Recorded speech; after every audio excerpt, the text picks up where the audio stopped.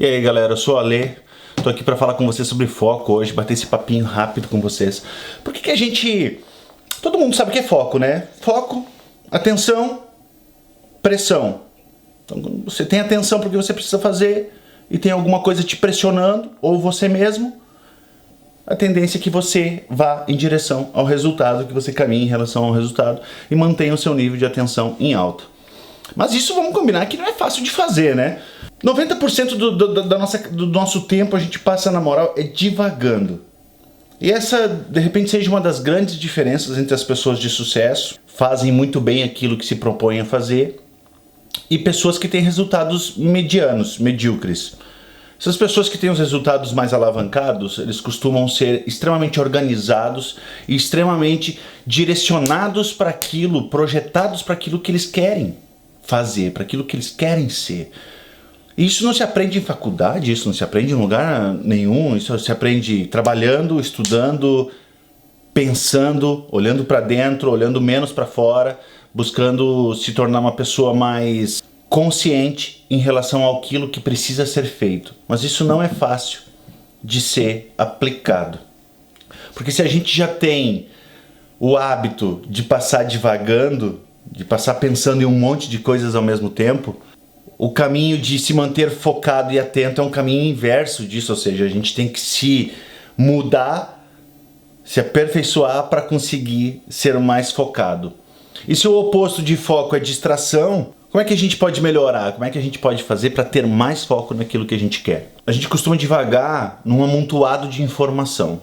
É por isso que também ler só para ler, ficar absorvendo conhecimento sem saber o que fazer com esse conhecimento, é só mais uma distração. As pessoas que definem o que elas querem, o que elas precisam fazer, se mantêm altamente focadas naquilo que elas se propõem a fazer. Elas não se distraem com um monte de coisa. É mais ou menos assim, entra num escritório onde está cheio de papel em cima da mesa, onde tem objeto para tudo que é lado, ou entra no quarto da criança e vê aquela bagunça pelo chão e tudo mais. É fácil de achar alguma coisa ali? O ambiente é bom? Quando você chega numa sala dessa onde está tudo desarrumado, onde está muito contaminado, poluído, não é bom. A gente não se sente bem com isso. Então um dos primeiros passos para a gente se manter mais focado é manter a estrada limpa e aberta para que a gente consiga enxergar o que a gente quer, enxergar o que precisa fazer. Esse é o primeiro passo. Descontamine-se, mantenha o ambiente o mais limpo possível para que você consiga visualizar. Assim como não é bom você entrar num quarto todo sujo, todo desarrumado, num ambiente todo bagunçado, é a mesma coisa para aquelas coisas que a gente quer fazer. Quando a gente tem um objetivo, mas tem muita coisa no caminho atrapalhando, é muito mais fácil que a gente se perca no meio desse caminho, não é verdade? Então, se você quer ser mais focado, primeira regra, limpe o caminho. Os desorganizados, eles não conseguem, na maioria das vezes, ser focados porque, cara, a primeira coisa que eles falam para eles mesmos é: eu sou assim e nessa desorganização eu me acho, esse é o meu jeito de se organizar. Mas vamos combinar que se só você se acha no meio da sua organização, talvez isso não seja uma organização. Talvez isso seja só um refúgio que você encontrou para se manter desorganizado e, portanto, tendo resultados abaixo daquilo que você poderia ter. Por um período de tempo você até consegue entregar os resultados, mas isso com o tempo se torna cansativo, porque você começa a carregar um peso desnecessário. E o papel da clareza é justamente esse, é que você consiga visualizar com facilidade, sem ter pontos de distração para te chamar a atenção. Se você precisar perder o seu tempo limpando o caminho, ou desviando das coisas para chegar até onde você precisa chegar, quanto de energia já foi desperdiçado aí? Quanto tempo já foi perdido, né? Quanta energia dispersa e energia que você gasta, você não recupera mais. Então, quando você aprende a lidar com o foco, entende como manter o foco. Porque não é só uma questão de manter a atenção. Existem processos, existem mecanismos que facilitam a sua vida a manter essa concentração, a alcançar essa tão desejada ferramenta de bons resultados, que é o foco. Eu vou te dar aqui 5 dicas para que você melhore o seu foco, que você comece do zero isso, com mais atenção, com mais organização e com mais resultados positivos. E o principal, com menos força, né? Porque não adianta, ninguém aguenta ficar muito tempo carregando peso. A gente precisa dar um descanso para o cérebro. O que a gente faz, na verdade, é massacrar o nosso eu. Você massacra a sua capacidade de desenvolvimento.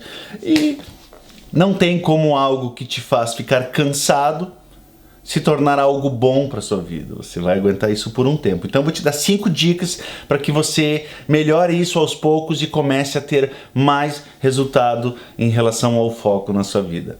Primeira dica, galera: deixe somente o necessário ao seu alcance, ao alcance da sua visão. Não contamine o seu ambiente. E não é só o seu escritório, não é só o seu ambiente em casa, não é só o ambiente onde você senta o seu popô. Cara, é todo tipo de contaminação. A gente às vezes se contamina com a presença de pessoas, passa o tempo inteiro no meio do barulho, tá sempre na agitação, não tira um tempo para relaxar, para descansar, para olhar para dentro, para olhar para trás e ver o que está sendo feito. Então não se trata somente de ser organizado do ponto de vista colocar as coisas em ordem. Não, gente.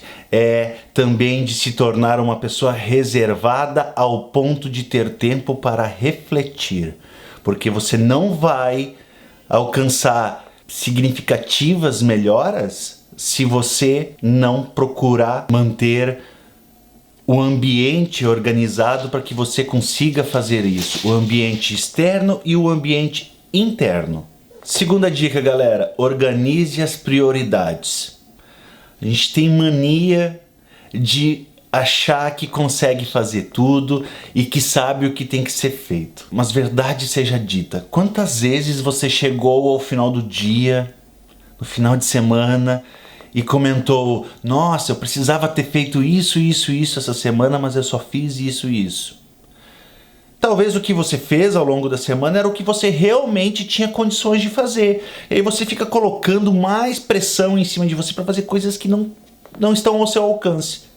Ou ainda, talvez você tenha feito coisas que poderiam ser feitas daqui uma semana, daqui um mês. Ou talvez fez aquilo que não precisava de verdade ter sido feito, aquilo que poderia ter sido postergado, né?